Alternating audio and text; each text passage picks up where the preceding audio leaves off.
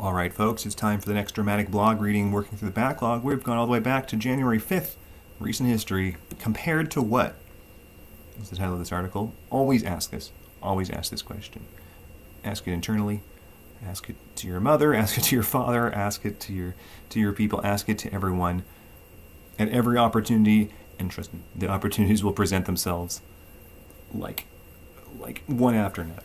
And we'll see them right here. You can always ask, compared to what? You can almost always ask, compared to what? Try mentally asking, compared to what, in response to any of these classically paradoxical statements. So this is practice. The Socrates paradox, that man is bald. Compared to what? Color constancy, the grass is green. Compared to what? I'm going to let you whisper it in your head now. Epistemology, I know this for a fact. Russell's paradox, non-ontological's non-ontological.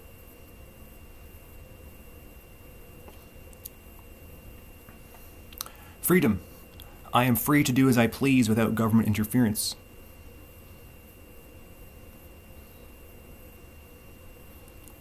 Theism, God literally exists.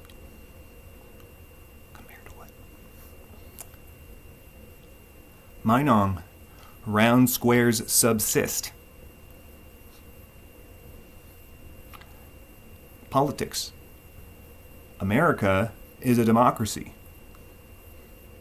Compared to what? Gender, she's a woman. There are different comparisons in women's prison that you need to make. Because gender has a pluralistic definition, folks. There's not only multiple genders, there's multiple definitions of gender. Okay, anyway, same with race. Just look up Spencer Quaishon's pluralism.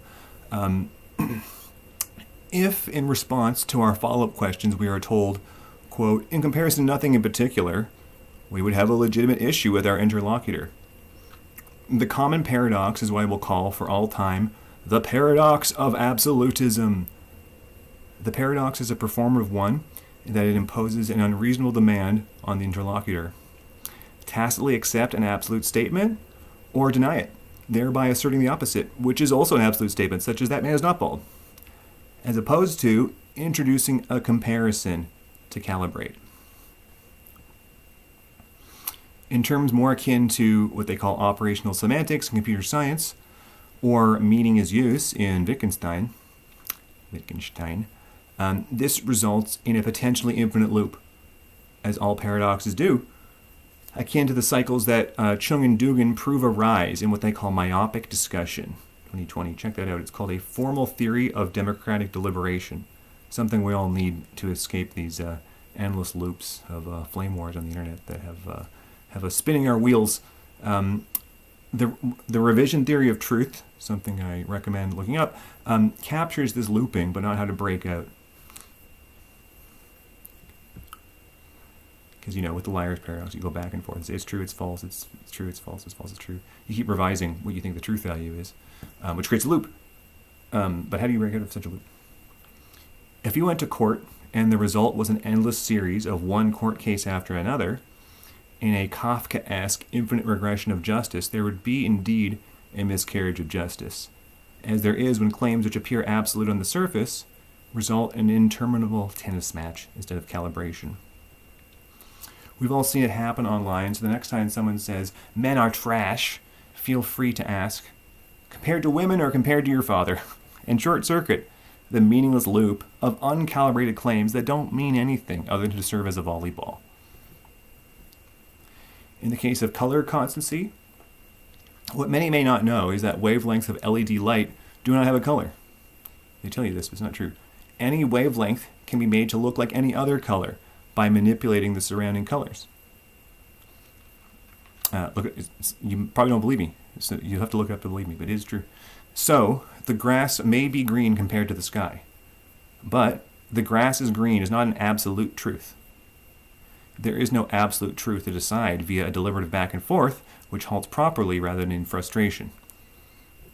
Because usually the loops just end in That's how people break out of the loop. There's a separate frustration thing that kicks in and halts the infinite loop.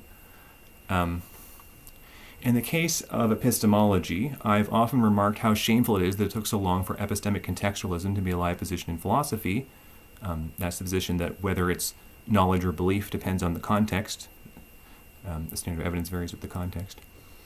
But we have to go one step further and wed epistemic contextualism to decision theory.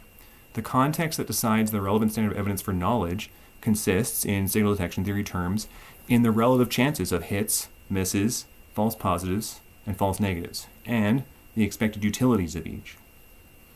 How bad is it to get a false positive? It depends what you're talking about. Sometimes the price of being wrong is so high that the standard of knowledge should be set very high. Sometimes it's the reverse. Without clarifying the stakes and thereby calibrating the question in decision-theoretic terms, there is once again nothing for the iterative process to converge on, resulting in infinitude and frustration. I've also remarked that we should adopt a quote-unquote decision-theoretic razor, akin to Occam's razor, or the filters of the logical positivists, in that we must remove from the debate all steps that bear in no way on any actual or theoretical decision or class of decisions. This can also be seen as a kind of moral particularism. Another position that I find kind of resolves a lot of philosophical anxieties, sometimes moral particularism. The theism question is one where the standard of evidence clearly varies wildly, and so it should. In some contexts, betting on God's existence is far riskier than in others. And thus, the same person may be both an atheist and an agnostic and a theist if they make different bets in different situations. It doesn't mean they're inconsistent or a hypocrite or some teen oversimplification of things like that. And as suggested above, God's very existence, or the idea of it, is comparative, or rather, is only meaningful in a comparative sense. For which is more real? A logically impossible set of perfections which serves as a moral asymptote, the Cartesian God, or a round square in the Meinongian jungle, which serves as an inspiration to creative thinkers everywhere, despite being impossible. Gets people thinking. The truth is that to say all gods are equally unreal, the usual atheist position, is to say that all gods are equally real.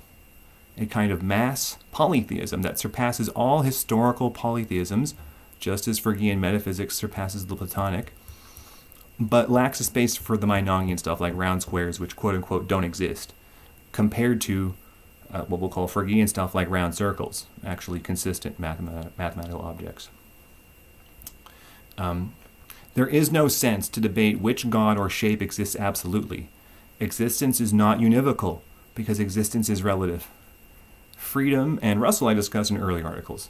These ones I won't do a reading within a reading. These are a bit older, but he's up to different ways out of different paradoxes, which are all the same in the end. They are all the paradox of absolutism, which puts you in an infinite cycle trying to find absolute truths in situations where the truths are relative to something, which is why you should say compared to what. I forgot to mention default logic in this article. You'll see the relevance. And this is all less semantic treatment than this one linked here, because this is operational semantics. This is more about what to do. And this other article about comparison logic is more about what is true. And I left out Lipton's contrastive explanation, which is also compared to what. I'll tell you a brief story that my philosophy of science prof told the class about this article, well, to illuminate this article. There was a bank robber named Slick Willie, and the judge asked him, "Slick Willie, why do you rob banks?" And he said, "Because that's where the money is." Which is funny, but why? Why is that funny? Because if he had said compared to what, he was assuming a different answer in order to make the joke. The judge meant, why do you rob banks as opposed to living an honest life? Not, why do you rob banks rather than donut stores or something like that. And this approach owes much to this talk I really recommend by Tutila Noves called The Dialogical Roots of Deduction. It's a really great way to view logic, which is, her approach is actually more historically accurate, and I would say phenomenologically accurate, phenomenally accurate in terms of the inner experience of thinking through logic has this dialogical quality to it. It's similar to that meditation exercise. I mean, you could call it a meditation exercise where you sort of occasionally pause yourself and observe your inner monologue and ask who is speaking. And it's not always your own voice. It could be your parents. It could be your enemy. It could be anyone. It could be the Descartes' evil genius. Anyway, this is a real dense article. I like all those fun ones because it deals with some of the hardest problems in philosophy, which is why you should attack me on it, because I can't have possibly gotten this all right. But I think I got it right. See you next time, folks.